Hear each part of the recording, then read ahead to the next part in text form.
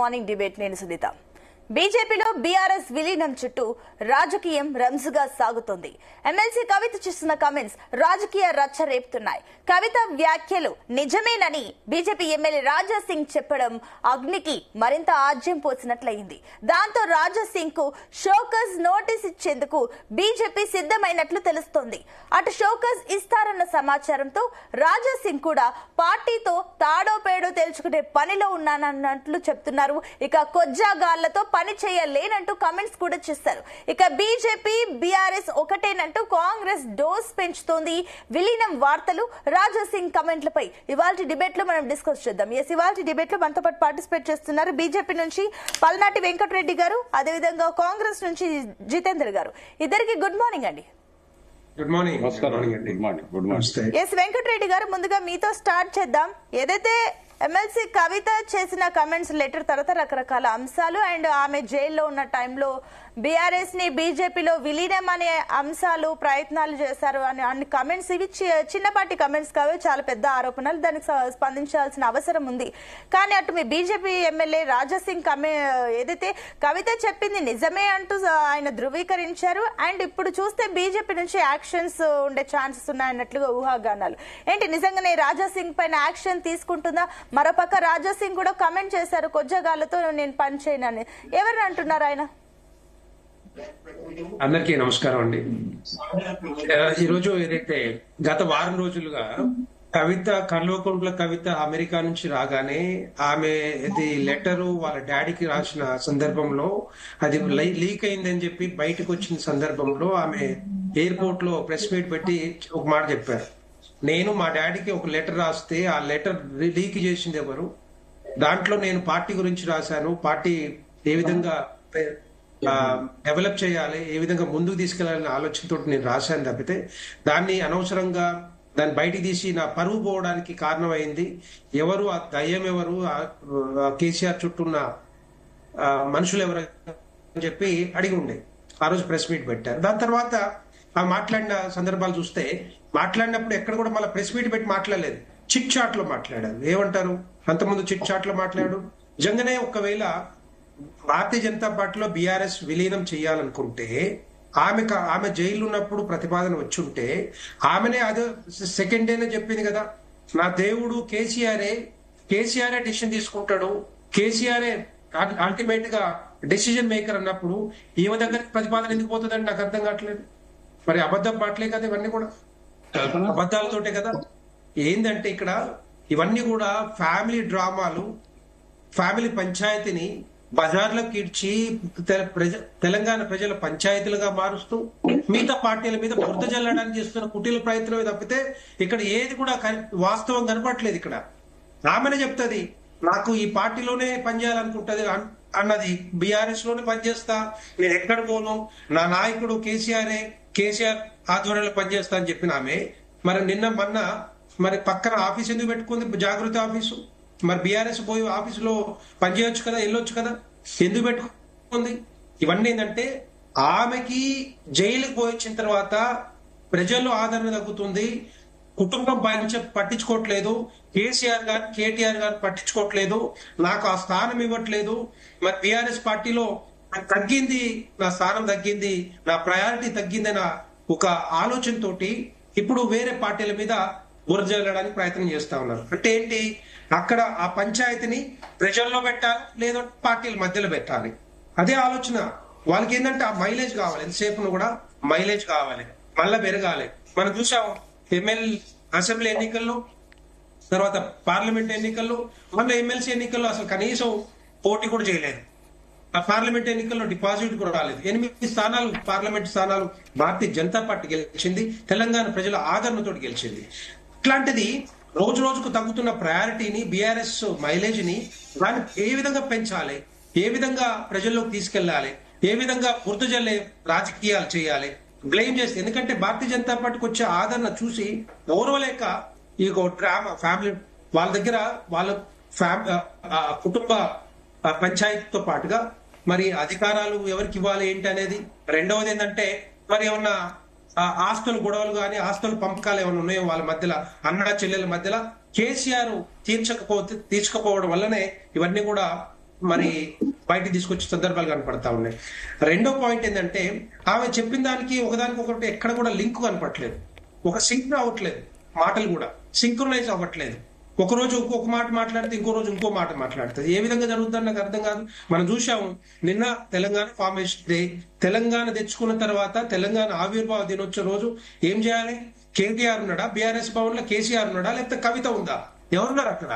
అంటే ఒకటండి వెంకటరెడ్డి గారు, మీకున్న సింక్ రాజా సింక్ లేదంటారా? డెఫినెట్ గా మా పార్టీ నాయకుడు ఆయన, మా పార్టీ ఎమ్మెల్యే. సో ఆయన కూడా ఎక్కడ కూడా చిట్ చాట్ లో మాట్లాడింది తప్పితే ప్రెస్ మీట్ లో ప్రెస్ మీట్ పెట్టి ఈ విధంగా జరుగుతా ఉంది, దీనికి బలంగా చేకూరుస్తా ఉన్నాం, బీఆర్ఎస్ ని బీజేపీలో విలీనం చేస్తాను ఎక్కడ చెప్పలేదే. అది కూడా ఆయన రాసుకున్నారు, అదే డెఫినెట్ గా ఇది ఉంది అని చెప్పి రాసుకున్నారు తప్పితే అక్కడ ఎక్కడ కూడా మాట్లాడలేదు. ఆయన బయటకు వచ్చి ఎక్కడ కూడా మాట్లాడిన సందర్భాలు లేవు. ఇప్పుడు కూడా మీరు అన్నది ముందు అంటే ఎక్కడో పేపర్లలో వస్తుంది, ఆ నోటీసులు వస్తున్నాయా? ఎవరు చెప్పారు నోటీసులు ఇస్తారని? నోటీసులు వస్తున్నాయని ఇస్తున్నారో ఎవరు చెప్పారు? ఆయన పోతే, ఎందుకంటే మా పార్టీ ఎమ్మెల్యే ఓకే, ఆయన వ్యక్తిగత అభిప్రాయం ఏమైనా ఉంటే చెప్పవచ్చు, పార్టీలో మధ్యలో చెప్తారు, లేకపోతే పార్టీ అధిష్టానం చూసుకుంటుంది తప్పితే బయటకు వచ్చి మాట్లాడిన సందర్భాలు ఎక్కడ కూడా కనిపించలేదు, ఎక్కడ కూడా కమెంట్ కూడా ఏం చేయలేదు ప్రెస్ మీట్ పెట్టి. సో నేనేమంటున్నంటే ఎంత కూడా ఏంటంటే బురద జల్లడానికి చేస్తున్న ప్రయత్నం తప్పితే ఎక్కడ కూడా కనపట్లేదు. బీఆర్ఎస్ పార్టీ మునిగిపోయిన నావా, దాన్ని మళ్ళీ నడపాలంటే ఏ నాయకుడుగా సరిపోదు. సరే మీరు అన్నట్లే పరిగణిద్దాం వెంకటరెడ్డి గారు, మీరు అన్నట్లే ఇప్పుడు ఏదైతే ఎమ్మెల్యే రాజా సింగ్ పని చేస్తుంది బీజేపీతో, కానీ ఇప్పుడు ఆయన కమెంట్ ఏంటి, కొజ్జాగాళ్లతో పని చేయలేనంటూ కమెంట్ చేశారు. అంటే దీన్ని ఏ రకంగా తీసుకోవాలి మరి? దీనికి ఏం చెప్తారు? అది నేను ఎక్కడ చూడలేదు కానీ ఎక్కడ వినలేదు ఆ కొజ్జగాళ్లతో అన్నది. కానీ కాకపోతే అది అన్నారా లేదా అనేది నాకు కూడా తెలియదు. కానీ ఇదంతా కూడా ఏంటంటే ఒకవేళ నిజంగానే ఏదైనా ఉన్నా కూడా మా పార్టీలో వ్యక్తిగత అభిప్రాయాలు కానీ భిన్నాభిప్రాయాలు ఏమైనా ఉంటే మాత్రం డెఫినెట్ గా పార్టీ అధిష్టానం చూసుకుంటుంది తప్పితే దీని మీద పెద్దగా కాంట్రవర్సీ చేయాల్సిన అవసరం లేదు, దీని మీద పెద్దగా సీరియస్ తీసుకోవాల్సిన అవసరం లేదు. ఒకవేళ నిజంగానే వాళ్ళు చేయాలనుకుంటే ఎప్పుడో చేయాల్సి ఉండే కానీ అట్లాంటిది ఎందుకు? ఆ ప్రయత్నమే జరగలేదు. ఆ బీఆర్ఎస్ పార్టీ కనీసం ఎవరి పార్టీల దగ్గరకు వచ్చి అడిగి కూడా అడగలేదు. కానీ ఇక్కడ ఒకటి జరిగేది ఏంటంటే కాంగ్రెస్ కి బీఆర్ఎస్ కి మరి దోస్తీ ఉన్నది వాస్తవం. 2009 నుంచి 2009 కాదు 2004 నుంచి 2009లో కానీ మిగతా ఏదైతే ఎన్నికలు వచ్చినాయో మంత్రి పదవులు పంచుకోవడం, అసెంబ్లీ సీట్లు పంచుకోవడం, వాళ్ళ హయాంలో బీఆర్ఎస్ పనిచేసిన వాస్తవం. సో డెఫినెట్ గా వాళ్ళకి రెండు పార్టీలు కూడా పొమ్మపొరుచు పార్టీలు, వాళ్ళని డిఫెండ్ చేయడానికి లేకపోతే రేవంత్ రెడ్డి గారు ఆడిస్తున్న డ్రామాలో భాగంగా మరి కవిత కూడా ఈ వ్యాఖ్యలు చేస్తున్నట్టుగా కనబడతా ఉంది తప్పితే ఆ రెండు పార్టీలు ఆడుతున్న ఆ డ్రామాలు తప్పితే భారతీయ జనతా పార్టీ సింగిల్ గా పోటీ చేయాలనుకుంటుంది, సింగిల్ గా రావాలనుకుంటుంది, సింగిల్ గా తెలంగాణ ప్రజల ఆదరణ డెఫినెట్ కనబడతా ఉంది. ఎప్పుడు వస్తుందో ఏ ఎన్నికలు వచ్చినా గెలిపించే బాధ్యత మేము తీసుకుంటామని చెప్పి తెలంగాణ ప్రజలు అంటా ఉన్నారు. చూసాము 10 సంవత్సరాలు బీఆర్ఎస్ పాలన, 16 నెలల కాంగ్రెస్ పాలన చూసాము.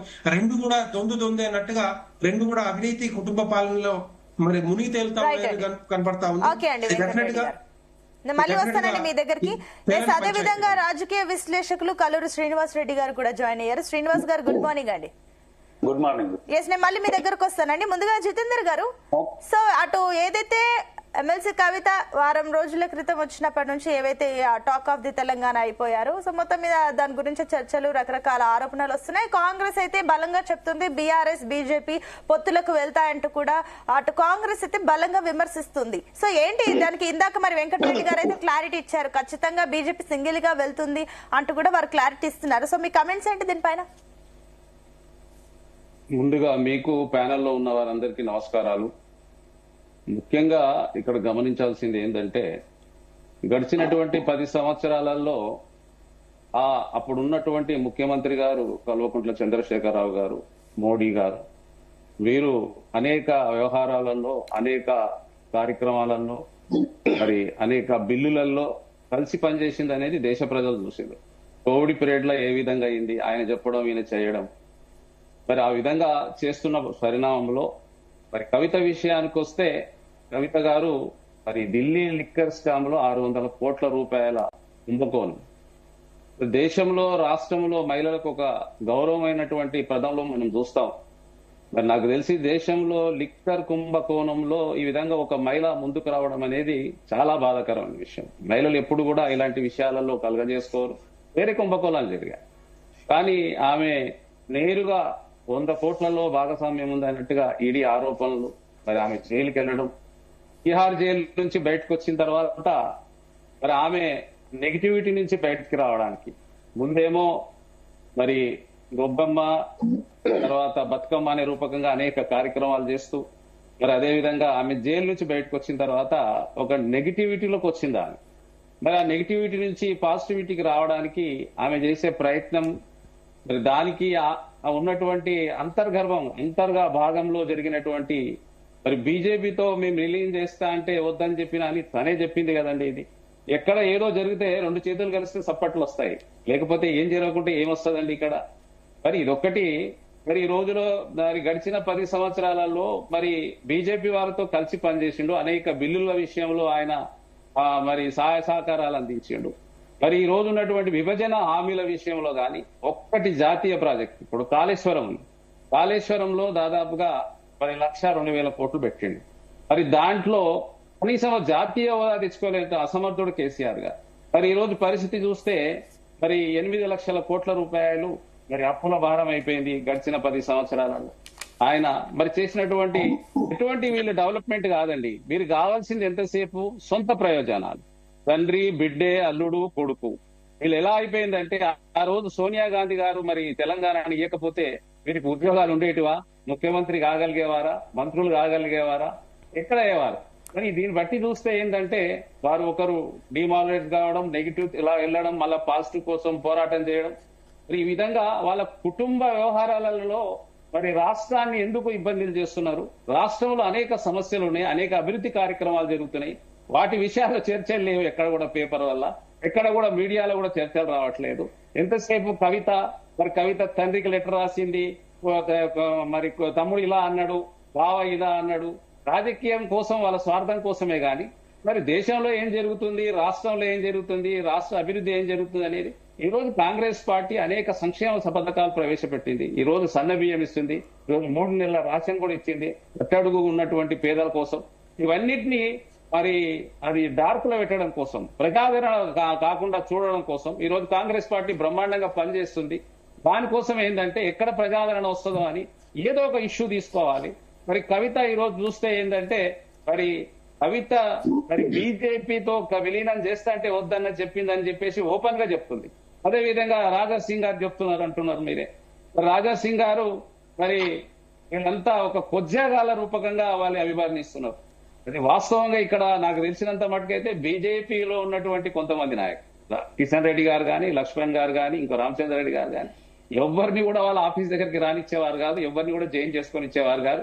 ఈ మధ్య కాలంలో కొంత మరి బీఆర్ఎస్ కొంత వీక్ కావడంతో ఇంత ఇదైంది, కానీ ఎక్కడ కూడా వారికి వచ్చే అవకాశాలు లేవు. ఈ రాష్ట్రంలో కాంగ్రెస్ పార్టీ రాబోయే కాలంలో 30-35 సంవత్సరాల పరిపాలిస్తుంది, ప్రజల సంక్షేమం కోసం పనిచేస్తుంది.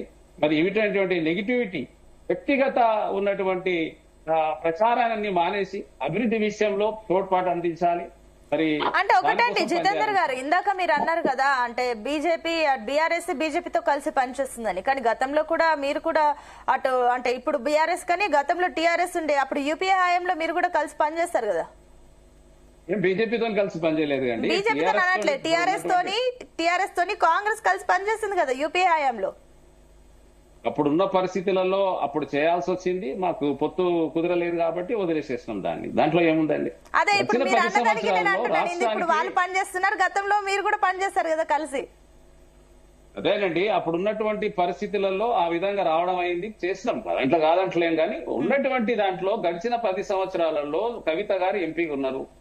రాష్ట్రానికి ఏం చేస్తారు? డెవలప్మెంట్ అండి, విద్యా, వైద్యం, ఉద్యోగాలు, రాష్ట్రాన్ని అభివృద్ధి చేసే విషయంలో మాట్లాడాలి కానీ, రాష్ట్రం కోసం పనిచేయాలి కానీ, రాష్ట్రానికి విడిపోయినటువంటి రాష్ట్రానికి రావాల్సినటువంటి విభజన హామీలు తెచ్చుకోలేకపోయారండి. ఎంత దురదృష్టం. కాళేశ్వరం ఇంత కోట్ల రూపాయలు పెట్టి ఇప్పుడు దాదాపుగా 1,00,000 కోట్లు పెట్టి కట్టిరండి. దాన్ని జాతీయ హోదా తెచ్చుకోవచ్చు కదా. బీజేపీ వాళ్ళు ఉన్నారు ఇక్కడ, కిషన్ రెడ్డి గారు ఉన్నారు, అదేవిధంగా బండి సంజయ్ గారు ఉన్నారు, లక్ష్మణ్ గారు ఉన్నారు. రాష్ట్రం కోసం ఎందుకు ఆలోచన చేయరు? సరే, ఇప్పుడు అధికారం మీ చేతిలో ఉంది కాబట్టి మరి మీరు ట్రై చేయొచ్చు కదా కాళేశ్వరానికి జాతీయ హోదా. ఎస్ అండి, ఇప్పుడు కేంద్రంలో ఉన్నటువంటిది ప్రభుత్వం బీజేపీ ప్రభుత్వం. నేను బీజేపీ వారికి నేను తెలియజేస్తున్నాను, బీజేపీ వారికి గత 10 సంవత్సరాలలో రాష్ట్రానికి ఇప్పుడు చూడండి, పక్కన ఉన్నటువంటి ఆంధ్ర రాష్ట్రంలో జాతీయ హోదా తీసుకున్నారు. వాళ్ళ పోలవరం ఈ రోజు జాతీయ హోదాతో కట్టించుకున్నారు. కాళేశ్వరాన్ని ఎందుకు కట్టించుకోలేకపోయినరండి?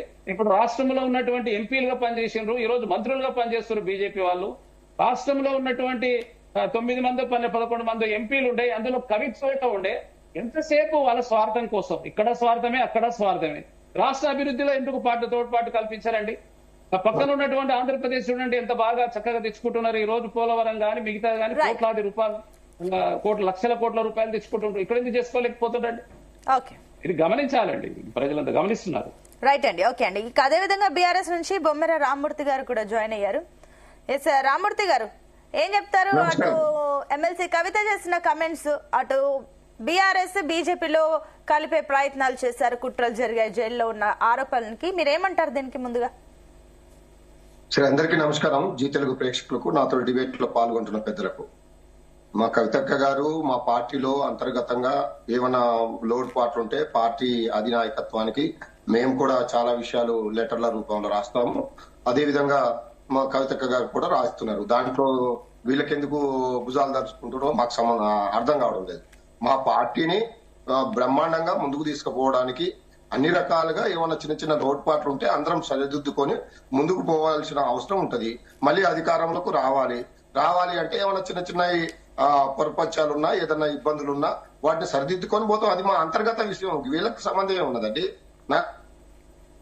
అంటే ఇప్పుడు మీరు అన్నట్లు అంతర్గతంగా అయితే కూడా మనం ఇప్పుడు ఈ రకంగా కూర్చొని మాట్లాడుకునే వాళ్ళు కాదు. మీ నాయకురాలు బహిరంగంగానే కమెంట్లు చేస్తారు, బహిరంగంగానే చెప్పారు, ఆ చిట్ చాట్లలో ఈ రకంగా అన్ని విషయాలు చెప్తున్నారు కదా. సో దీని గురించి చర్చించాల్సిన అవసరం ఉంది.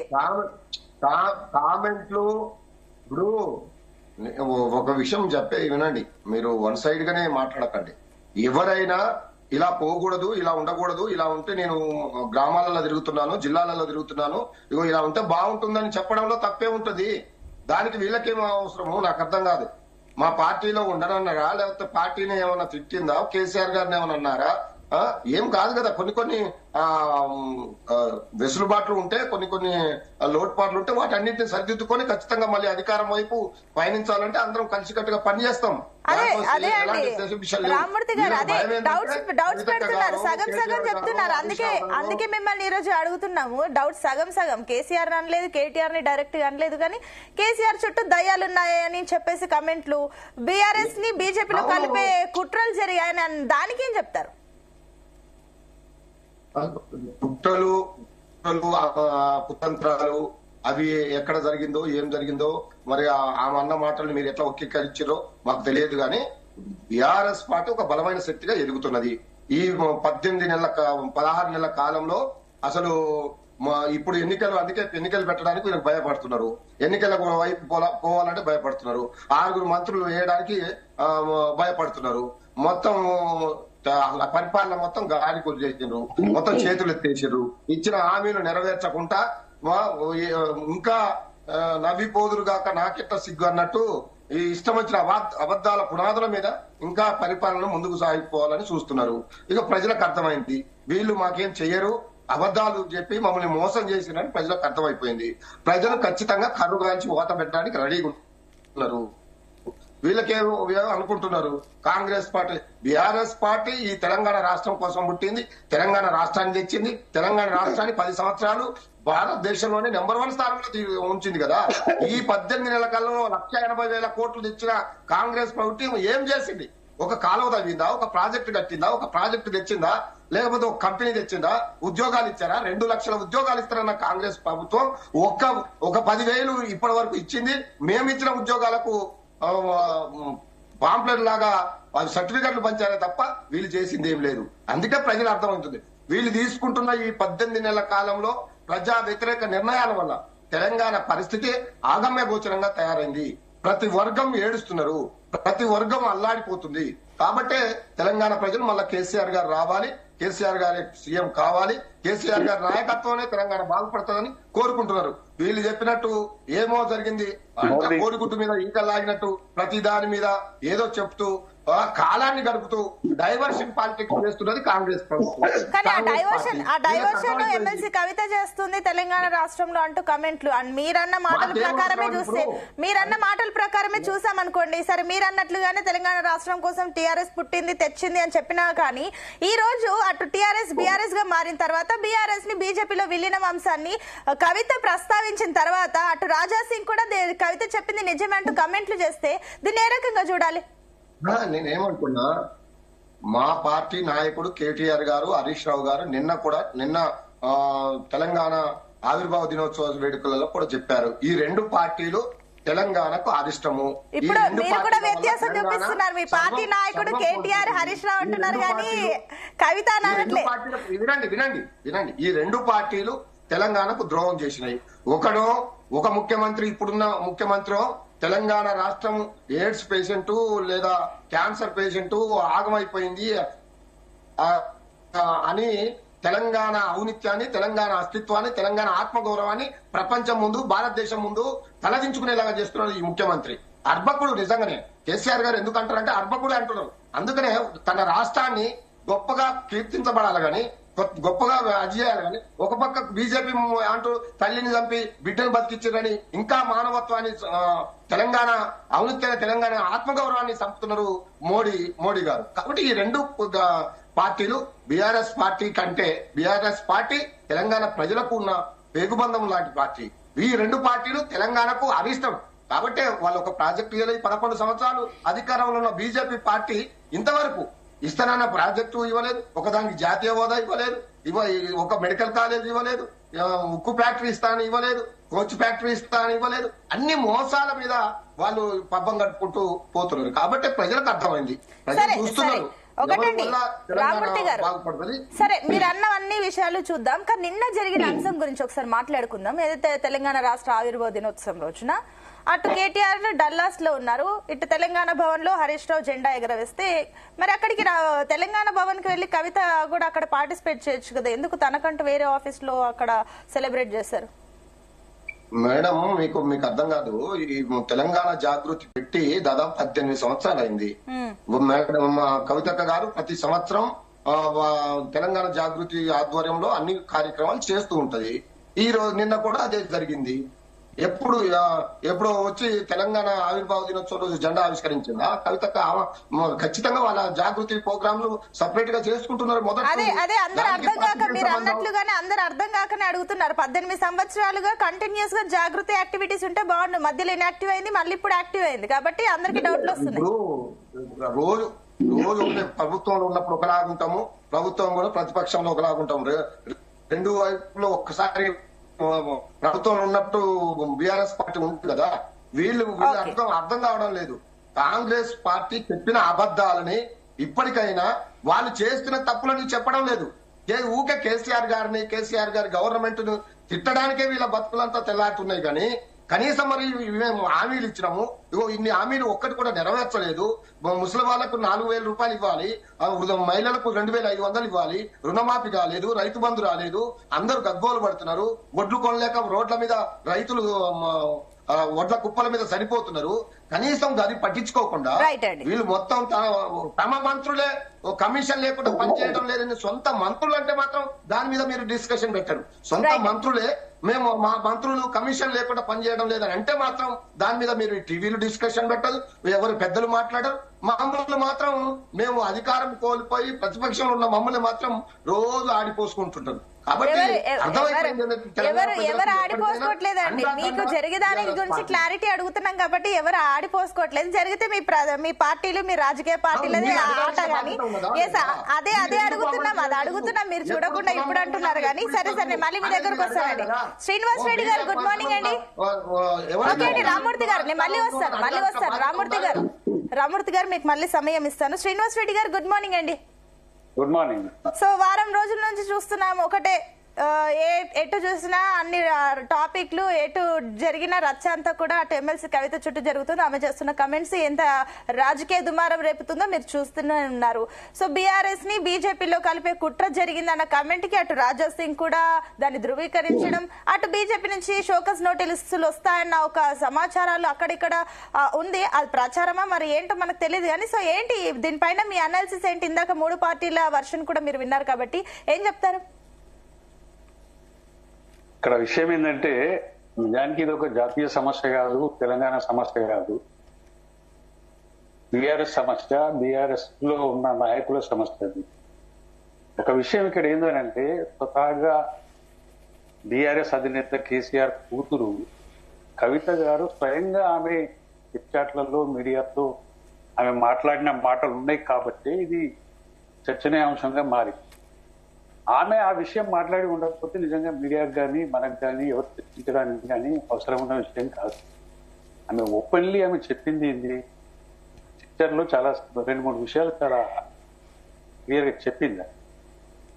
బీజేపీలో బీఆర్ఎస్ ను విలీనం చేయబోతున్నారు, నేను జైల్లో ఉన్నప్పుడే ఈ ప్రస్తావన నా దగ్గరికి వచ్చింది, నేను దాన్ని వ్యతిరేకించాను అని చాలా స్పష్టంగా చెప్పిన విషయం, చాట్లో చెప్పిన విషయం, ఆన్ ది రికార్డ్ చెప్పిన విషయం. కాబట్టి ఇది ఒక తెలంగాణ రాజకీయాల్లో ఇది ఒక చర్చనీయాంశంగా మారింది. అది నిజంగానే జరిగిందా లేకపోతే కవిత తనంతట తాను చెప్తుందా అనేది కవిత అంతరాత్మకు లేదంటే బీఆర్ఎస్ అధినేత కేసీఆర్ అంతరాత్మకు తెలిసిన విషయమే కానీ మనకు తెలిసిన విషయం కాదు. బీజేపీ ఓపెన్లీ దాన్ని ఖండిస్తున్నది. కాంగ్రెస్ మాత్రం ఖచ్చితంగా బీఆర్ఎస్ బీజేపీ మధ్యన ఈ టాక్స్ జరిగినాయి, విలీనం అవుతుంది లేదంటే అలయన్స్ పోతారు అనేది కాంగ్రెస్ మాత్రం. సరే, ఎవరి పొలిటికల్ వర్షన్లు వాళ్ళు చెప్పడం సహజం. అది కానీ వాస్తవం ఏంటంటే కవిత గారు మాట్లాడింది మాత్రం నిజం. కానీ ఆమె చేసిన కామెంట్లు నిజంగానే బీఆర్ఎస్ కు నష్టం చేయబోతున్నాయా లేదంటే బీజేపీకి కూడా నష్టం చేయబోతున్నాయా అంటే 2 పార్టీలకు కూడా నష్టం జరిగే విషయమే. అది ఆమె ఎందుకు చెప్పింది వితౌట్ ప్రూఫ్ అయితే లేదు. నిజంగానే అటువంటి మాట వచ్చిందని దానికి ఒక ప్రూఫ్ ఉండాలి, కానీ ప్రూఫ్ లేదు. ఆమె అగ్రెసివ్ గా చెప్తున్న విషయం, సీరియస్ గా చెప్తున్న విషయం అదే విషయం. కాబట్టి చాలా విషయాలు ఆమె లేఖలో కూడా ప్రస్తావన చేసింది. అవన్నీ మనం వన్ టైంలో చర్చించుకునే పరిస్థితి ఉండదు. కానీ ఈ విలీనం విషయం మాత్రం పొలిటికల్ ఇష్యూగా మారిన మాట వాస్తవం అండి. ఎందుకంటే she's a responsible person in BRS party, she's a daughter of KCR. కాబట్టి అంత ప్రియారిటీ ఆ విషయానికి వచ్చింది. లేకపోతే అసలు ఆ విషయం చర్చించాల్సిన అవసరం నిజానికి ఎవరికి ఉండదు. కాబట్టి ఆమె అంత హాట్ కామెంట్ చేసినప్పుడు బీఆర్ఎస్ పార్టీ నుంచి ఇంతవరకు ఖండన రాకపోవడమే దురదృష్టకరం. నిజంగా అది నిజం. నిన్న కూడా హరీష్ రావు గారు మేము ఏ పార్టీతో కలవలేదని చెప్తున్నారు కదండి. ఇక మన ఖండన ఏముంటుంది? రామూర్తి గారు ఒకటినండి, అది సమస్య కాదు రామూర్తి గారు. ఇక్కడ ఖండించడం అంటే అర్థమైంది. వినండి సార్, కొద్ది వినండి. ఇక్కడ ఏంటంటే చీఫ్ ఎవరైతే ఉంటారో కేసీఆర్ గారి నుంచి అటువంటి ఒక ప్రకటన వస్తే బాగుండేది. కేటీఆర్ గారు ఖండిస్తారు, హరీష్ రావు గారు ఖండిస్తారు, రామ్మూర్తి గారు ఖండిస్తారు, నో డౌట్. అది కాదు ఇక్కడ సమస్య. ఏంటంటే ఒక జవాబుదారీతనం ఉన్న అధినేత నుంచి వస్తే ప్రజల్లో ఒక నమ్మకం ఏర్పడుతుంది. ఎందుకు ఇప్పటి వరకు పై స్థాయి నుంచి ఖండన రావడం లేదనేది ఎవరికైనా ఆసక్తిగా, కానీ ఖండించాలి వాస్తవానికి. లేదు అని అంటే మరి ఆమె చెప్తున్నాయి నిజాలు అనుకునే పరిస్థితి ప్రజల్లో ఉంటుంది. కాబట్టి ఆ విషయం బీఆర్ఎస్ పార్టీ జాగ్రత్త పడాలి తప్ప మీడియానో లేకపోతే విశ్లేషకులు ఇతర పార్టీలు జాగ్రత్త పడేది ఏముండదు రామూర్తి గారు. కాబట్టి ఇది మీ పార్టీ బాధ్యత, అది మా బాధ్యతనో మీడియా బాధ్యతనో ఇంకెవరి బాధ్యతనో కాదు. సో ఇది కింది పార్టీలో తెలుసుకోవాల్సినటువంటి విషయం. దీన్ని ఇప్పుడు ఆమె జైల్లో ఉన్నప్పుడే దాన్ని ప్రతిపాదన వచ్చిందని చెప్పినప్పుడు మీడియా ఎందుకు చర్చించదని, మీరు నేను ఎందుకు చర్చించని ఆమె నేను చెప్తున్నారు కదా. కానీ ఒకటి ఇక్కడ కవిత విషయంలో ఆ చేస్తున్న ఆరోపణలో కొన్ని అనుమానాలు ఉన్నాయి. ఎందుకంటే ఆమె ఎందుకు అంత అగ్రెసివ్ గా బీజేపీ బీఆర్ఎస్ విలీనం చేసే విషయాల మీద ఎక్కువగా మాట్లాడుతుందంటే, ఇప్పుడు బీఆర్ఎస్ కు వచ్చిన సమస్య ఏంది? ఆమెకైతే తెలుసు 6 నెలలు జైల్లో ఉండి వచ్చింది, 4 సార్లు విచారణకి వెళ్ళింది. ఆ కోపము ఆవేశము కసిగా ఉంటే బీజేపీ మీద ఉందా అనేది ప్రజలు అనుకునే పరిస్థితి. ఆ కసితోటి బీజేపీలో బీఆర్ఎస్ విలీనం చేద్దామని మా దగ్గరికి ప్రతిపాదన తెచ్చున్నారని చెప్తున్నదా ఏంది అది కూడా తెలియదు. అనుమాన పడాలి కానీ నిజమని నేను చెప్పడం. రెండో పాయింట్, బీఆర్ఎస్ కు వస్తున్న సమస్య ఏంది? ఇక్కడ లిక్కర్ స్కామ్ అనేది కవిత నిందితురాలుగా జైలుకి వెళ్ళడం అనేది బీఆర్ఎస్ పార్టీని పొలిటికల్ గా బాగా బ్లేమ్ చేసిన విషయం మనందరికి తెలుసు. దాన్ని ఎంతో కొంత జస్ట్ 1%, 2% ఎంతో పర్సెంటేజ్ లో అసెంబ్లీ ఎన్నికల్లో కూడా కొంత నష్టం చేసింది, పార్లమెంట్ ఎన్నికల్లో మరింత ఎక్కువ నష్టం. అది బై న్యాచురల్లీ బీఆర్ఎస్ కి ఇబ్బంది. కానీ ఇప్పుడు నేనేమనుకుంటున్నా అంటే ఈ విషయంలో ఎందుకు కవితకు కేసీఆర్ కేటీఆర్ కు మధ్యన గ్యాప్ ఎందుకు వచ్చింది, విమర్శలు ఎందుకు వస్తున్నాయి అంటే దీనికోసమే అనుకుంటారు. ఎందుకంటే ఆమె పొలిటికల్ కెరీర్ కు ఒక మచ్చపడ్డది లిక్కర్ స్కామ్ అనేది. దానివల్ల పొలిటికల్ గా నష్టం జరుగుతుంది బీఆర్ఎస్ పార్టీకి. కాబట్టి ఈమెను కాస్త మనం రాజకీయంగా కాస్త దూరం పెడితే బెటరు అనే ఉద్దేశంలో కేసీఆర్ గారు కావచ్చు, లేదంటే కేటీఆర్ గారు కావచ్చు, ఇద్దరు ఆ అభిప్రాయంతో ఉండొచ్చు. ఆమె జస్ట్ ఇప్పుడు ఈమె ఫీలింగ్ ఏంది కవితదని అంటే నన్ను పొలిటికల్ గా టోటల్లీ ఐసోలేట్ చేస్తున్నారనే అభిప్రాయానికి ఆమె వచ్చినట్టు మనకు.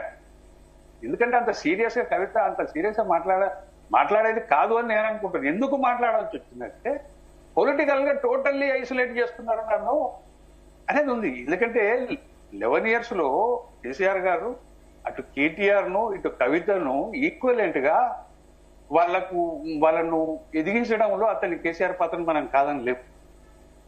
కాబట్టి వాళ్ళకి కావాల్సినంత అవేంటి ఆశలు పెరిగిపోయి ఉన్నటువంటిది రాజకీయంగా. కానీ ఆమె వన్ టైంలో నువ్వు బ్రేక్ అయ్యి ఇంట్లో కూర్చోమనంటే ఎందుకు కూర్చుంటుందండి? నిజంగానే ఒక పొలిటికల్ ఆస్పిరేషన్స్ బాగా పెరిగిన నాయకురాలుగా కవిత ఎందుకు నోరు మూడ్చుకొని ఇంట్లో కూర్చోమనంటే ఎందుకు కూర్చుంటుంది? ఆమె కూర్చోదు కదా. ఆస్పిరేషన్స్ బాగా పెరిగి ఉన్నాయి. ఆ పెంచింది కూడా కేసీఆరే, నో డౌట్.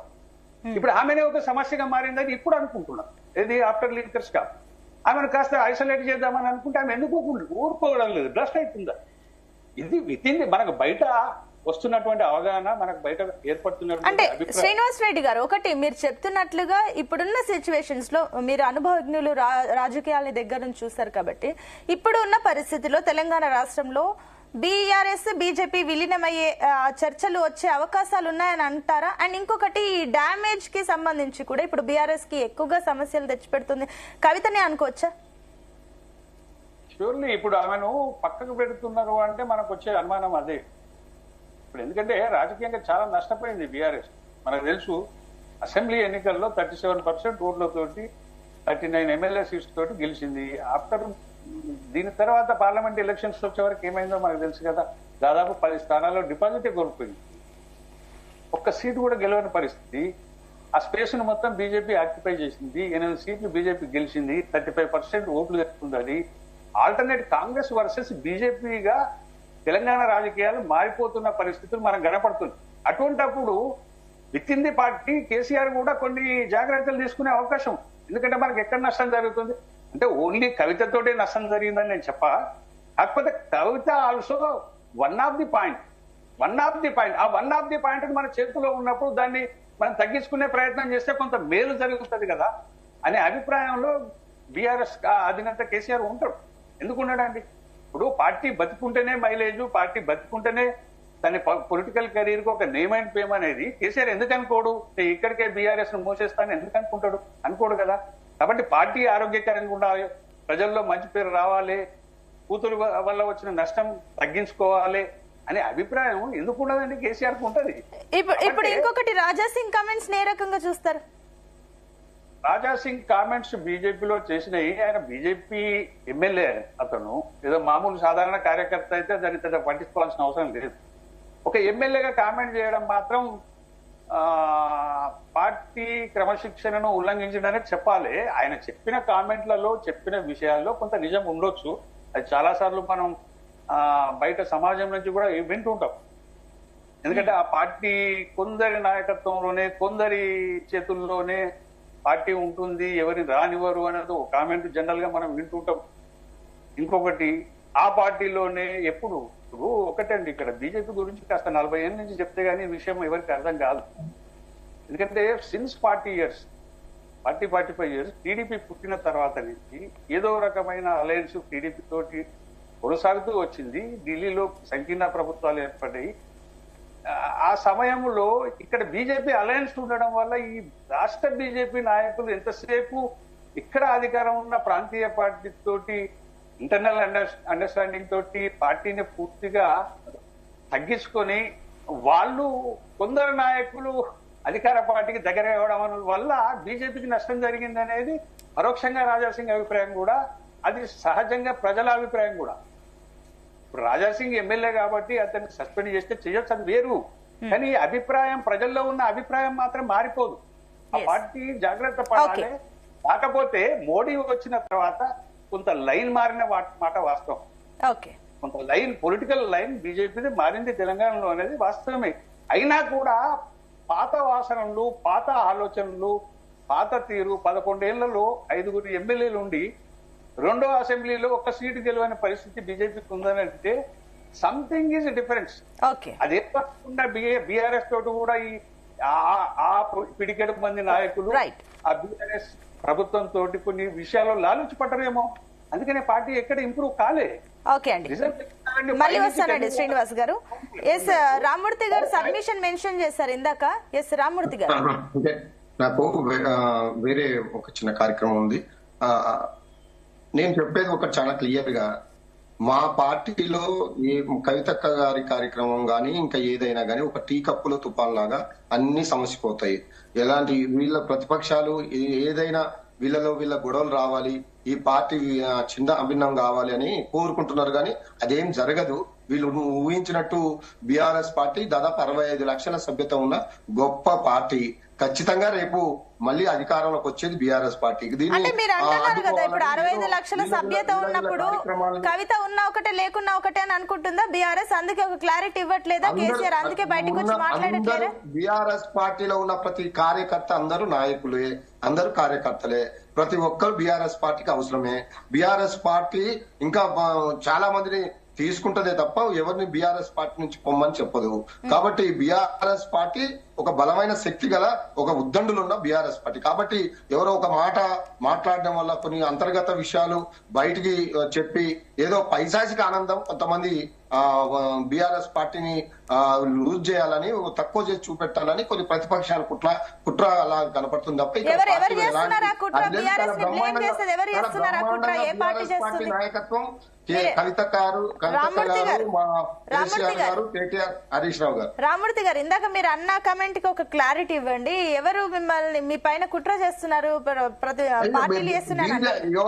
నేను చాలా క్లియర్ గా చెప్తున్నా, కాంగ్రెస్ పార్టీకో పరిపాలన చేత కావటం లేదు, బీజేపీ పార్టీ ఎదగాలని ప్రయత్నం చేస్తున్నా, అది ఎదిగేటట్టు లేదు. కాబట్టి ఈ రెండు పార్టీలు, ఎదిగే పార్టీ బ్రహ్మాండంగా ఉన్న పార్టీ బీఆర్ఎస్ పార్టీని మీద ఏదో బురద జల్లాలి. జితేందర్ గారు, నిజమేనా అండి ఆ మాటలకి ఏకీభవిస్తున్నారా? పాలన చేత కాకని ఈ రకంగా చేస్తున్నారా? జితేందర్ గారు ఏం చెప్తారు రామ్మూర్తి గారు కమెంట్స్ కి?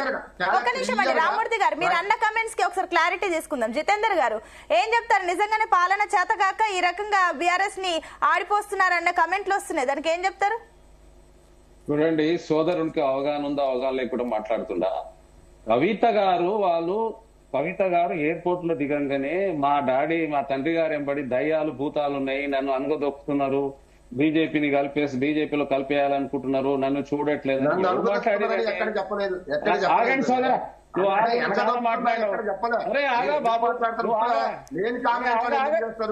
మీరు మీ పరిపాలన సరిగా చేసుకోండి. మా పార్టీ అంతర్గత విషయాల గురించి మీకెందుకు అంత ఉబలాటం అని నాకు అర్థం కావడం లేదు.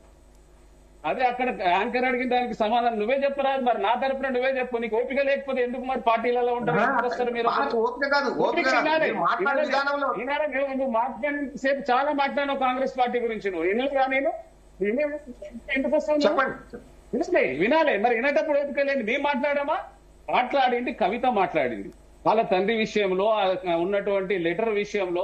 ఈరోజు రాష్ట్రంలో అనేక సంక్షేమ కార్యక్రమాలు జరుగుతున్నాయి. ఆ కార్యక్రమాలు ఎటో పోయినాయి. ఇంతసేపు కవిత వర్సెస్ తండ్రి, తండ్రి వర్సెస్ తమ్ముడు, ఇవే కాదు కదండి అవి. నాకేం సంబంధం ఉంది?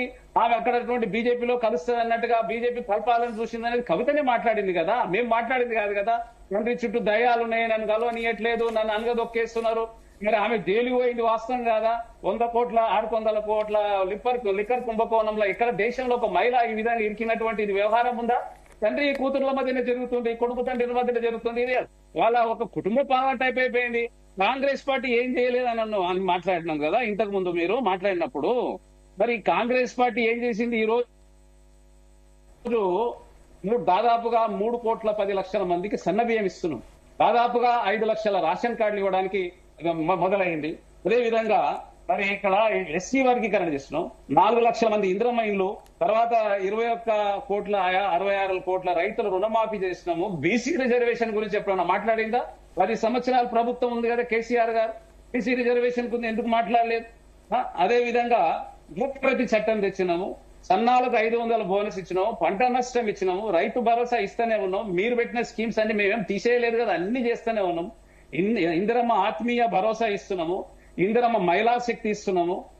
తర్వాత మీకు యంగ్ ఇండియా మరి ఇండియా రెసిడెన్షియల్ స్కూల్స్ కడుతున్నాము, 200 యూనిట్ల ఉచిత కరెంట్ ఇస్తున్నాము, కులగణన చేసినాము, మహిళలకు ఉచిత బస్సు చాలా చేస్తున్నారు కదా. చెప్పుకుంటూ పోతుంటే మీ ఊరికి పోదామని అడుగుదామా? మీ ఊరికి మీరు పుట్టిన ఊరికే పోదామా? మీరు చెప్పింది రుణమాఫీ అయిందా? రైతు బంధు వచ్చిందా? మీరు ఇచ్చిన హామీలు అన్ని నెరవేర్చినా? ఎందుకండి రైతు రుణమాఫీ 2 లక్షల రూపాయలు ఏకకాలంలో చేసినటువంటి భారతదేశంలో ఏదైనా ఎవరైనా చేసిందా? మీరు చేసిందా చెప్పండి. 2 లక్షల మీరు 25% చేసి 75% ని ఎగ్గొట్టారండి. మరి దాని గురించి మాట్లాడరు. మీ ఊరికే పోదామంటున్నా. మీ ఊరికే పోయి రుణమాఫీ అయ్యిందా అని అడుగుదాం అనుకుంటున్నాం. దానికి మీరు సిద్ధమా? దానికి అదే సోదరా, నువ్వు మాట్లాడి ఇదే ఉంది నీతో ప్రాబ్లం. నువ్వు చెప్పినప్పుడు మేమన్నా కలగ చేసుకున్నానా? వినాలే. విన్న తర్వాత నేను పూర్తి చేసిన తర్వాత నువ్వు మాట్లాడు. అక్కడ యాంకరింగ్, ఇప్పుడు అక్కడ యాంకర్ నీకు ఇస్తుంది కదా అవకాశము. నువ్వు ఓపిక లేకుంటే నువ్వు డిబేట్లకు వచ్చినా వెళ్ళిపోతా అంటావు. నువ్వు చేసిన విమర్శలు అనేది మేము సమాధానం ఇవ్వాలి కదా. ఇప్పుడు ఏకకాలంలో 2 లక్షల రూపాయల రుణమాఫీ చేసింది కాంగ్రెస్ ప్రభుత్వం. ఈ రోజు 500 యూనిట్ల విద్యుత్ ఫ్రీ ఇస్తుంది. ఇప్పుడు ఇప్పుడు దాదాపుగా 3,10,00,000 మందికి 3 నెలల రేషన్ ఇస్తుంది. సన్న బియ్యం ఎప్పుడైనా ఇవ్వడానికి మీకు ఆలోచన వచ్చిందా? ప్రజలకు, పేద ప్రజల కోసం ఎంతసేపు గొర్రెలు బర్రెలని చేసేది కానీ ఇలాంటి కార్యక్రమాలు మీరు చేయాలని ఆలోచన వచ్చిందా? మేము చేసేయాల్సినటువంటి కార్యక్రమాలు ఇంకా 18 నెలలు పూర్తి కాలేదు. ఎందుకంత ఆక్రోశము? నా ప్రభుత్వం 10 సంవత్సరాలు పరిపాలించింది కదా, మేము ఏమనలేదు కదా. మా ఎమ్మెల్యేలు లాక్కున్నారు, మా సిఎల్పీలు లాక్కున్నారు, అన్ని లాక్కున్నారు, అన్ని చేసుకున్నారు, అనుభవించిండ్రు. కానీ మంత్రిగా అనుభవించిండ్రు. ఆమె మీ కూతురు ఎంపీ చేసుకున్నాడు, ఎమ్మెల్సీని చేసుకున్నాడు, ఆయన ముఖ్యమంత్రి అయినాడు, దళితుని ముఖ్యమంత్రి చేస్తాడు, 2 ఎకరాల భూమి ఇస్తాడు, చాలా ఉన్నాయి. కాళేశ్వరంలో ఈ రోజు నోటీసులు వచ్చిన అవినీతి జరిగిందని దాని విషయం మళ్ళీ వస్తానండి. ఒక్క నిమిషం అండి. ఇందాక మరి వెంకటరెడ్డి గారు సబ్మిషన్ మెన్షన్ చేస్తారు. ఎస్ వెంకటరెడ్డి గారు, ఇందాక రామ్మూర్తి గారు చెప్పిన కమెంట్స్ కి ఏం చెప్తారు? అదే ఇంతకుముందు రామ్మూర్తి గారు ఒక మాట చెప్పారు, ఆత్మగౌరవాన్ని తగ్గిస్తా ఉన్నారు భారతీయ జనతా పార్టీ. నేను అడుగుతా ఉన్నా, ఒకటే సూటి ప్రశ్న అడుగుతా ఉన్నాను. కవిత లిక్కర్ కేసులో, ఢిల్లీ లిక్కర్ కేసులో ఎందుకు ఇరుక్కుందండి? ఇక్కడ సంపాదించిన చాలక, ఇక్కడ దోపిడీ చేసిన చాలక, ఒక మహిళ ఉండి లిక్కర్ వ్యాపారం చేసుకుంటూ ఈ రాష్ట్రంలో కాకుండా ఇంకో రాష్ట్రంలో సంపాదించిన దుర్మార్గమైన ఆలోచనతో ఇది ఇరుక్కొని ఆత్మగౌరవాన్ని చంపింది ఎవరు? ఇప్పుడు ఈ మహిళల ఆత్మగౌరవాన్ని చంపింది ఎవరు ఇక్కడ? ఈ తెలంగాణ రాష్ట్రంలో మరి బీఆర్ఎస్ కాదా? వెంకటరెడ్డి గారు మీరు అడిగిన క్వశ్చన్ కి ఒకసారి జవాబు చెప్పనివ్వండి. ఒక్క నిమిషం. ఎస్ రామ్మూర్తి గారు, దీనికి మీ ఆన్సర్ ఏంటి?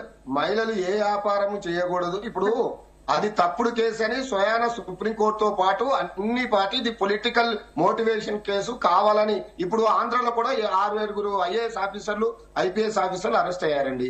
చాలా మంది పొలిటికల్ లీడర్లు కూడా లిక్కర్ స్కామ్ పేరు మీద అరెస్ట్ అయ్యారు. ఇవన్నీ పొలిటికల్ మోటివేషన్ కేసులు అని అందరికీ. నేను అనేది తెలంగాణ ఆత్మగౌరవం అంటే అది కాదండి. తెలంగాణ ఆత్మగౌరవాన్ని చంపేది మీ నాయకుడు మోడీ గారు కదా. తెలంగాణను బదనాం చేస్తున్నది ఇప్పుడున్న ముఖ్యమంత్రి రేవంత్ రెడ్డి గారు కదా. వీటి గురించి మీరు మాట్లాడరు. మీరు తానే అంటారు, ఆయన తందానే అంటారు. పార్టీలు తెలంగాణ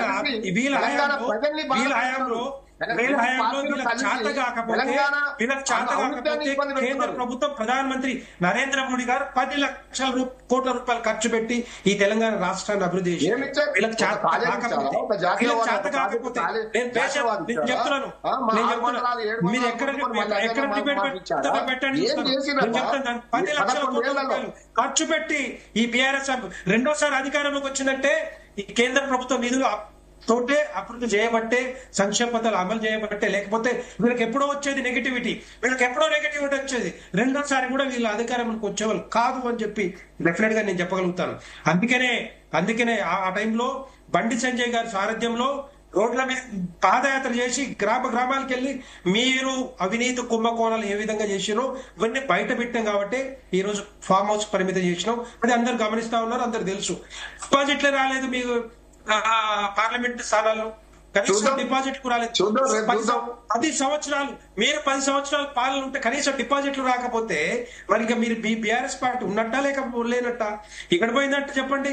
నేను ఏమంటున్నానంటే అందిస్తే తెలంగాణ ఆశలకి ఆశయాలకి తెలంగాణ ప్రజల కోరికలకి నిజంగానే చేసి ఉంటే 3సారి కూడా వచ్చేటోళ్ళు, 3సారి కూడా అధికారంలోకి వచ్చేటోళ్ళు ఎందుకు రాలేదండి? మీరు ఎమ్మెల్సీ ఎన్నికల్లో కనీసం మీకు ఆ స్థాయి ఉంటే మరి ఎందుకు పోటీ చేయలేదు?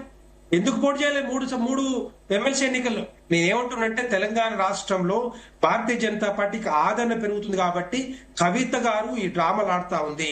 ఫ్యామిలీ పంచాయతీని పొలిటికల్ గా తీసుకొచ్చి ప్రజల మధ్యలో పెట్టి ప్రజల పంచాయతీ లాగా చూపించుకుంటూ వాళ్ళు పబ్బం గడపడానికి పదవుల్ని పంచుకోవడానికి ఆలోచిస్తున్న నాటకం జగన్నాటకం అంటారు దీన్ని. జగన్నాటకమే.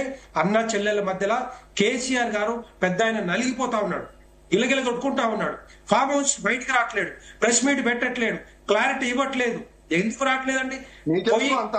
ఇంత తెలంగాణ రాష్ట్రాన్ని సాధించుకున్న తర్వాత, సంవత్సరాలుగా పోరాడి సాధించుకున్న తెలంగాణ తర్వాత మీరు పోయి డల్లాస్ లో ఆవిర్భావ దినోత్సవాలు చేస్తారా?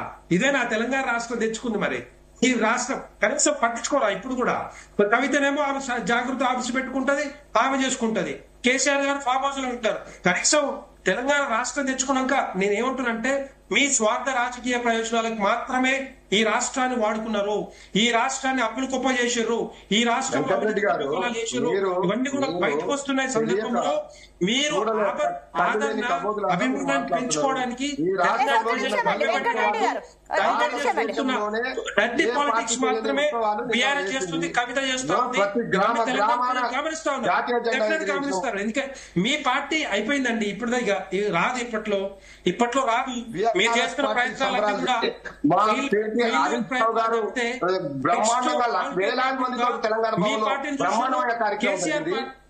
కాంగ్రెస్ పార్టీ రెండు పార్టీలు కూడా తెలంగాణ అమలు చేయాలి. భారతీయ జనతా పార్టీ ఫైనల్ గా క్లారిటీ ఇవ్వండి. ఏదైతే బీఆర్ఎస్ బీజేపీ విలీనానికి సంబంధించిన ప్రచారాలు జరుగుతున్నాయి, దీనికి సంబంధించి మీ క్లారిటీ ఏంటి? ఎమ్మెల్సీ కవిత కమెంట్స్ కి మీరు ఏకీభవిస్తున్నారా లేదంటే అది పూర్తిగా కొట్టిపాడేస్తారా? అవన్నీ నేను ఇంతకుముందే చెప్పాను, టీ కప్పులో తుఫాన్ లాగా మొత్తం సమసిపోతుందండి. పార్టీ ఒక ఏకతాటిపై ఉండి ఈ రెండు పార్టీలను కూకటి వేళ్లతో పీకేయడానికి కేసీఆర్ గారు ఒక వ్యూహ రచన చేస్తున్నాడు. వీళ్ళు అది చూసి భయపడుతున్నారు. కేసీఆర్ గారు ఖచ్చితంగా మళ్ళీ అధికారం కేసీఆర్ గారికి వస్తుందని ప్రజలు అడుగుతున్నారు. కేసీఆర్ గారు రావాలని కోరుకుంటున్నారు. వీళ్ళు ఇచ్చిన హామీలు ఇటు కేంద్రం వాళ్ళు గాని ఇటు రాష్ట్రం వాళ్ళు గాని ప్రజలకు ఇచ్చిన ఏ ఒక్క హామీ నెరవేర్చడని వాళ్ళే చేతులెత్తేసారు. నన్ను కోసుక తిన్న రూపాయి లేదని ముఖ్యమంత్రి అంటున్నాడు. కేసీఆర్ గారు ఖచ్చితంగా తెలంగాణ రాష్ట్రానికి మాకు శ్రీరామరక్క కేసీఆర్ గారే అని ప్రజలు అంటున్నారు. కేసీఆర్ గారు తప్ప ఈ రాష్ట్రాన్ని ఎవరు అభివృద్ధి చేయలేరని ప్రజలు ఆల్రెడీ ఒక నిర్ణయానికి వచ్చేసారు. వీళ్ళు అనుకుంటున్నారు బీఆర్ఎస్ పార్టీ పని అయిపోతుంది, ఇగో ఇట్లా గొడవలు పెడుతున్నారు. రేపే చూస్తాం. మీరు ఎన్నికలకు సిద్ధంగాని దమ్ముంటే ఖచ్చితంగా ఎవరు ఎన్ని గెలుస్తారో ఎవరు ఎన్ని సీట్లు వస్తాయో క్లియర్ గా అర్థమైపోతుంది. అంటే ఒకటండి రామూర్తి గారు, ఇందాక మీరు అన్నారు కదా టీ కప్పులో తుఫాన్ అని, ఎవరు చేస్తున్నారా తుఫాన్? అంటే టీ కప్పులో తుఫాన్ లాగా సంచిపోతాయండి. మా అంతర్గత సమస్యలు చిన్నవి ఉంటాయి, లోటుపాట్లు మేము సర్దిద్దుకోవాలా. మళ్ళీ అధికారంలో రావాలంటే అందరం ఏకతాటిపై చిన్న పొరపాట్లు సర్దిద్దుకోవాల్సిన అవసరం ఉంటుంది. దాన్ని మేము మా పార్టీలో అంటే మా పార్టీలో ఏదో ఒక రకమైన గొడవలు రావాలి, విచ్ఛిన్నం కావాలని వీళ్ళు కోరుకుంటున్నారా అది చెప్పమనండి. వీళ్ళు అసలు మీరు చేయాల్సిన పనులు చేయకుండా, మీరు అభివృద్ధి చేయకుండా, ఇచ్చిన హామీలు నెరవేర్చకుండా బీఆర్ఎస్ పార్టీ మీద ఊగా గుడ్డదాల్చి మీదేసే ప్రయత్నాలు చేయడం ఎందుకు? మీరు చేసిన కవిత చేసేది విచ్ఛిన్నమయ్యే పార్టీని గాడులు పెట్టడానికి చేస్తున్న ప్రయత్నం. ఇదంతా విచ్ఛిన్నమైన పార్టీ దాన్ని గాడులు పెట్టడానికి ప్రయత్నం చేస్తున్నారు. మీరే విచ్ఛిన్నం చేసుకున్నారు. రామూర్తి గారు, వెంకటరెడ్డి గారు, ఒక్క నిమిషం అండి. ఎస్ జితేందర్ గారు. మేడం, వీళ్లకు అంతర్గతం అయితే ఇంట్లో కూర్చొని మాట్లాడాలి. ప్రజల దగ్గరికి రావడు, మీడియా ముందుకు రావడు, చిట్ చాట్ చేసుడు, ఇవన్నీ ఒకటేనండి. వీళ్ళదంతా తండ్రి, కూతుళ్ళు, కొడుకు, అల్లుడు కలిసి కాళేశ్వరం మీద ఈ రోజు నోటీసులు అందాయి. కేసీఆర్ గారు హాజరయ్యే అవకాశాలు ఉన్నాయి. మరి ఆయన హాజరైతాడు. ఈ కుంభకోణాలని బయటకు వస్తాయి. ఎట్లా ప్రజల దృష్టి మళ్లించాలని పదే పదే సోదరుడు చెప్తాడు. ఏ అభివృద్ధి చేయాలి? అరే ఏ అభివృద్ధి కంటికి కనబడుతుంది కదా. ఈ రోజు ఎన్ని చదివినాను ఇంతకు ముందు, అభివృద్ధి చేయలేదు, అభివృద్ధి చేయలేదు. మరి 10 సంవత్సరాలు మీరు ఎంత ఏం చేసిండ్రు? మరి 8 లక్షల కోట్ల రూపాయలు అప్పు చేసిండ్రు కదా, చెప్పుకోరా? మరి ఉన్న కాళేశ్వరం ఇప్పుడు కట్టిండ్రు, అది కుంగిపోయింది. మరి దీని గురించి మాట్లాడారా? మరి ఈ రోజు ఒక్కటే ప్రజల దృష్టి మళ్లించడానికి చేస్తున్నటువంటి మీ కార్యక్రమాలు. ఆల్రెడీ ఇప్పుడు పార్లమెంట్ ఎలక్షన్ లో 17% పడిపోయిండ్రు. రాబోయే కాలంలో మీ పార్టీ వచ్చేదే లేదు. ఇప్పుడు మీ కవిత గారు చెప్పినట్టుగా మీరు బీజేపీలో విలీనం చేయడానికి తయారు కండ్రి. ఆల్రెడీ మీరు డిస్కషన్ చేసుకున్నారని మీరే చెప్తున్నారు.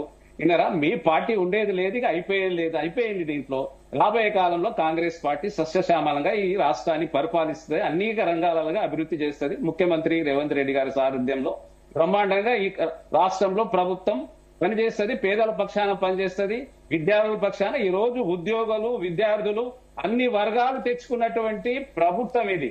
మిమ్మల్ని కాదని తెచ్చుకున్నటువంటి ప్రభుత్వం. దీనికి ఓర్వలేక ఈ రోజు మాట్లాడడం కాదు, ముందుగా కుటుంబాన్ని సరిదిద్దుకోమనండి కేసీఆర్ గారిని.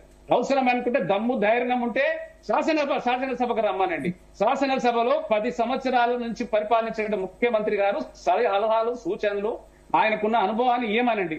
వామంలో కూర్చుంటాడు, జీతం తీసుకుంటాడు, ప్రతిపక్ష హోదా అనుభవిస్తాడు. ఇంకా చేతనైతే ఆ విధంగా చెప్పండి. మీరు కార్యకర్తలంతా ఆ కుటుంబ సమస్యను ఇంటర్నల్ గా కూర్చొని చేర్చుకోమనండి. ఆమె ఎయిర్పోర్ట్ లో దిగంగానే ఆమె పార్టీ గురించి, పార్టీ వ్యవహారాల గురించి మాట్లాడి రచ్చరచ్చ చేసి తెలంగాణ రాష్ట్రాన్ని, ఇక్కడ ఉన్నటువంటి జరుగుతున్న అభివృద్ధిని, సమస్యల విషయాన్ని వదిలేసేసి ఆమె వైపు మలుపుకోవడానికి, ఆమె తండ్రి చూస్తలేదని బాధ వ్యక్తపరచుకోవడానికి, సొంత ప్రయోజనాల కోసం కవిత చేస్తున్నటువంటి నాటకము, కేసీఆర్ చేస్తున్న నాటకము. ఈ రోజు కాళేశ్వరంలో నోటీసులు అందాయి. ఆ నోటీసుల విషయాన్ని పక్కదోవ మలచడానికి, అక్కడ జరిగినటువంటి అవినీతిపై చర్చ జరగకుండా చూడడం కోసం ప్రయత్నం చేస్తున్నట్టుగా నేను భావిస్తున్నాను. ఓకే అండి. ఎస్, ఫైనల్ గా శ్రీనివాస్ రెడ్డి గారు మీ కమెంట్స్ ఏంటి దీనిపైన? ఓవరాల్ గా అన్ని పార్టీలు వాళ్ళ అభిప్రాయాలు సహజంగానే చెప్తాయి. సమర్థించుకోవడం వాళ్ళ బాధ్యత, ఆలోచించడం ప్రజల బాధ్యత. పార్టీలు ఎలాగ ఉన్నాయి, ప్రజలు ఏమనుకుంటున్నారు అనేది ఇక్కడ కీలకం. వాస్తవంగా బీఆర్ఎస్ లో జరిగిన హిందీ బీఆర్ఎస్ లో లేదంటే కేసీఆర్ ఫ్యామిలీలో జరిగినటువంటి సమస్యలన్నీ ప్రజల్లో ఆ పార్టీకి మాత్రం డెఫినెట్లీ నెగటివ్ గా పోయాయి. ఇప్పటికే రాష్ట్రంలో కొంత ఆ పార్టీ వీక్ గా ఉన్న పరిస్థితి అనేది అందరికీ తెలుసు. కాకపోతే ఇప్పుడు ఈ సమస్య అనేది కేసీఆర్ కు చాలా తలనొప్పిగా మారింది. దీన్ని ఎట్లా సార్ట్ అవుట్ చేసుకుంటాడు అనే దాని మీదనే ఆ పార్టీ భవిష్యత్తు కొంత ఆధారపడుతుందని మనం అనుకో. ఇప్పుడు ఇంకొకటి ఇక్కడ మనం ఆమె అంత ఓపెన్ కామెంట్ చేసిన తర్వాత ఆమె మీద ఇప్పటికైతే పార్టీ నుంచి యాక్షన్ లేదు. ఆమె జాగృతి అనేది ఒక కార్యాలయం దీన్ని మొదలనే ఓపెన్ చేసుకున్నది. అదంతా ఓకే, వాళ్ళకున్న ఫ్రీడమ్, అది ఫ్రీడమ్ లేదని కాదు, ఉంది. కానీ టీఆర్ఎస్ పార్టీ ఇంతవరకు కవిత మీద ఎలాంటి యాక్షన్ లేకపోవడం, లేదంటే ఆమె చేసిన కామెంట్ల మీద రెస్పాండ్ కాకపోవడం, ఈ రెండు కూడా బీఆర్ఎస్ కు పెద్ద డ్రాబ్యాక్, మైనస్ గా కనపడుతుంది. చూసుకోవాలి, పార్టీ అనేది శాశ్వతం, కవిత శాశ్వతం కాదని అనుకోవాలి కదా. ఆ పార్టీ ఇప్పటికీ మాది కుటుంబ పార్టీ మాత్రమే, మా కుటుంబంలో ఉన్న వాళ్ళం మాకు మేమే జవాబు చెప్పుకుంటాం తప్ప ఇంకోరి మేము ప్రజలకు జవాబు చెప్పాల్సిన అవసరం లేదనే విధానం ఏదైతే ఉందో అది మంచిదిగా. ఎందుకంటే నువ్వు డెమోక్రటిక్ లైన్ లో పార్టీ నడుపుతున్నట్టు మొదటి నుంచి లేదు. ఇప్పుడు కూడా కూతురు మాట్లాడిన తర్వాత కూడా పార్టీ రెస్పాండ్ కావడం లేదు. అది మా కుటుంబ సమస్య అనుకుంటే మరి ఆ పార్టీని కూడా కుటుంబానికే కట్టడి చేస్తారు తప్ప ప్రజలు మా పార్టీ అని అనుకునే పరిస్థితి ఉండదు కదా. ఆ విషయంలో బీఆర్ఎస్ పార్టీ ఆలోచన చేయాలి. వాళ్ళ మేలు వాళ్ళు కోరుకుంటారా, లేకపోతే ప్రజలకు మేమేంది చెప్పేది, మా కుటుంబ సమస్య ఇది ప్రజలకు చెప్పే సమస్య కాదని అనుకుంటే ఆ పార్టీని కూడా ప్రజలు మా పార్టీ అనుకునే పరిస్థితి అయితే ఉండదు తెలంగాణ. కాబట్టి ఆ విషయాన్ని బీఆర్ఎస్ పార్టీ కేసీఆర్ గమనిస్తారు. ఇంకొక మాట, ఆమె చిట్ చాట్ లో మాట్లాడిన ఏవైతే మాటలు ఉన్నాయో నిజంగానే ఒకవేళ ధైర్యం ఉండే, నిజంగానే నిజాలు ఉంటే ప్రెస్ మీట్ పెట్టి మాట్లాడొచ్చు కదా. బీఆర్ఎస్ బీజేపీ అనేది ప్రెస్ మీట్ పెట్టి మాట్లాడితే ఇంకా క్లారిటీ వచ్చేది కదా. ఎందుకు దాగుడు మూతలు ఆడుతా ఉన్నారు, ఎందుకు దాగుడు మూతలు ఆడుతున్నారో అర్థం కావట్లేదు. ఇదంతా ఏంటంటే ఓ డ్రామా లాగానే కనపడతా ఉంది కదా, ఇదంతా కూడా తప్పుడు మాటల్లాగానే కనపడతా ఉంది. కాబట్టి డెఫినెట్ గా ఇదంతా కూడా ఏంటంటే వాళ్ళ డ్రామాని వాళ్ళు పరిష్కరించుకోలేక శ్రీనివాస్ గారు ఏం చెప్తారు? నిజంగానే అటు బీజేపీ ఏమో ఫ్యామిలీ డ్రామాస్ అని అంటుంది, అండ్ కాంగ్రెస్ ఏమో అటు బీజేపీ బీఆర్ఎస్ కి సంబంధించి విలీనానికి సంబంధించి అంటుంది, కవిత కమెంట్స్ కి సంబంధించి. అండ్ అటు రాజాసింగ్ విషయానికి వస్తే కూడా ఏదైతే ఆయన మంచి పవర్ఫుల్ లీడర్, అటు 2014 నుంచి ఇప్పటి వరకు కంటిన్యూస్ గా విన్ అవుతూ వస్తున్నారు. సో ఇప్పుడు రాజాసింగ్ కమెంట్స్ పట్ల నిజంగా బీజేపీ యాక్షన్స్ తీసుకునే ఛాన్సెస్ ఉన్నాయి? ఒకవేళ తీసుకుంటే మాత్రం ఇది ఎలాంటి పరిణామాలకు దారితీస్తుంది? Final comments please. Raja Singh comments చూస్తే రెండు విషయాలు ఉన్నాయి. ఆయన కామెంట్లు మొదటి రోజు చేసినటువంటి ఆరోపణల విషయంలో వాస్తవాలు ఉన్నాయి, కానీ ఆయన చెప్పాల్సిన విషయాలు కావు. క్రమశిక్షణ చర్యలు తీసుకునే అవకాశం ఉంటుందని అయితే నేను అనుకుంటున్నా పార్టీలో. ఈ రెండో విషయం ఏంటంటే, రాజాసింగ్ తనకు తానే చెప్తున్నాడు కదా, నన్ను సస్పెండ్ చేయమని అంటుంది. షోకాస్ నోటీస్ కాదు, సస్పెండ్ చేయమంటుందంటే పార్టీ నన్ను పంపించాలనే ఇంట్రెస్ట్ ఆయనకే ఎక్కువగా ఉన్నట్టుగా మనకు అర్థమైంది. సరే, అది ఒకటి ఇక్కడ మేడం. బీజేపీ అనేది ఒకప్పుడు ఆర్గనైజేషనల్లీ ఆలోచన చేసే నాయకులు ఉండేవాళ్ళు, కానీ ఈ రోజు బీజేపీలో పర్సనల్ ఇంట్రెస్ట్ల కోసం మాట్లాడే నాయకులే పెరిగిపోయింది బీజేపీ. అది దురదృష్టం బీజేపీ. మనం అంతా గమనిస్తున్నాం. సరే, కొంతమంది బయట మాట్లాడకపోవచ్చు, కొంతమంది బయట మాట్లాడుతున్నారు. అలా రెండోది ఏంటంటే, ఒకప్పుడు మనం కాంగ్రెస్ లో చూసిన గ్రూప్ కల్చర్ ను, గ్రూప్ రాజకీయాల కల్చర్ ను ఇవాళ భయంకరంగా బీజేపీలో చూస్తున్నాం. ఇంకా అది అధికారంలో కూడా రాలేదు. ఇక్కడ నేను రాజా సింగ్ పర్సనల్ ఇంట్రెస్ట్ తోటి మాట్లాడిండని అనుకుంటున్నా, కానీ ఓవరాల్ గా తెలంగాణ కోసమో బీజేపీ ఇంప్రూవ్మెంట్ కోసం మాట్లాడిండి అనేది సరే, అది మనం అనాల్సింది కాదు. కానీ అందరూ వస్తారు లిస్ట్ లో. ఎమ్మెల్సీ కవిత తర్వాత అటు రఘునందన్ మాట్లాడారు, ఈటర్ను మాట్లాడారు, చాలా మంది. కిషన్ రెడ్డి కూడా మొన్న రెస్పాండ్ అయ్యారు. ఇది లెక్కన చూస్తే తన అధ్యక్షుడు కాబట్టి రెస్పాండ్ కావాల్సి వస్తుంది కదా, లేకపోతే ఆయన కూడా కేసీఆర్ లాగా మౌనంగా ఉంటే ప్రజలు ఏమని అర్థం చేసుకుంటారు. సో ఆయన కూడా రెస్పాండ్ కావాల్సిందే. ఓవరాల్ గా ఇప్పుడు బీజేపీ సమస్య ఏంటంటే, ఆయన మాత్రం ఇండివిజువల్ ఇంట్రెస్ట్ తోటే మాట్లాడొచ్చు. ఈ కాలంలో ఇండివిజువల్ ఇంట్రెస్ట్ తోటి మాట్లాడేటోళ్ళు చాలా మంది అయిపోయారు. పార్టీ ఇంట్రెస్ట్ తోటి మాట్లాడటం తగ్గిపోయింది. ఒకప్పుడు ఉన్నట్టుగా బీజేపీ లేదు, ఆ మాట మనం ఒప్పుకోవాలి. కాబట్టి రాజాసింగ్ లాంటి వాళ్ళు కూడా ఓపెన్ గా మాట్లాడగలుగుతున్నారు. ఇక్కడ ఏంటంటే, అధ్యక్షుడినే నియమించడానికి 6 నెలల నుంచి ఆవురావురు అని ఆ పార్టీ చూస్తున్నది. అంతో ఇంతో పార్లమెంట్ ఎన్నికల్లో కొద్దిగా ఇంప్రూవ్ అయింది పార్టీ. కాంగ్రెస్ వర్సెస్ బీజేపీ రాజకీయాలు నిర్మాణం అవుతూ పోతున్నాయి ఈ తెలంగాణలో. ఇంతవరకు ఆ పార్టీ అధ్యక్షుడు నియామకం లేదంటే మనకి ఇక్కడ కొన్ని అనుమానాలు. బీఆర్ఎస్ లో అందుకే గొడవలు జరుగుతున్నాయి అనే విశ్లేషకులు కూడా ఉన్నారు ఇప్పుడు. అందుకోసమే అధ్యక్ష పదవిని ఆపిన ఎవరిని నామినేట్ చేయకుండా కూడా వినపడుతుంది. సో ఇవన్నీ ఇంకా కొన్ని రాష్ట్రాలు ఉన్నాయి. ఇంకా ఆంధ్రప్రదేశ్ ఉంది, కర్ణాటక ఉంది, తెలంగాణ ఉంది, ఇంకా రాష్ట్రాలు ఉన్నాయి. అధ్యక్షులు వచ్చే అధ్యక్షులు ఇంకా ప్రకటించలేదు. నేను అనేది ఏంటంటే, ఉండొచ్చు, నేను కాదన్నట్లేదు, కానీ అంటే సంస్థాగత ఎన్నికలు జరిగినాయి, కంప్లీట్ అయినాయి. Telangana is entirely different from other states. It is improving state. ఇప్పుడు రేవంత్ రెడ్డి గారు చెప్తున్నారు చూడండి, తెలంగాణ రైజింగ్ అనేది. నిజంగానే బీజేపీకి రైజింగ్ తెలంగాణ, కానీ మీరు ఎక్కడో ఇంతవరకు దాని విషయం లేదు అంటే. ఓకే, కాబట్టి ఇప్పుడు రాజాసింగ్ లాంటి వాళ్ళు కూడా అలా మాట్లాడడానికి నాయకత్వ కొరత కూడా ఇక్కడ పార్టీలో కనపడుతుంది. మనకు యూనిటీ లేదు, గ్రూపులు విరిగిపోయినాయి. ప్రజలు పాజిటివ్ ఒకటండి, ప్రజలు పాజిటివ్ ఉన్నారు కానీ పార్టీ రెడీ లేదు. ఇది బీజేపీ పరిస్థితి తెలంగాణలో. ఓకే అండి, రైట్ అండి, థ్యాంక్ యూ అండి.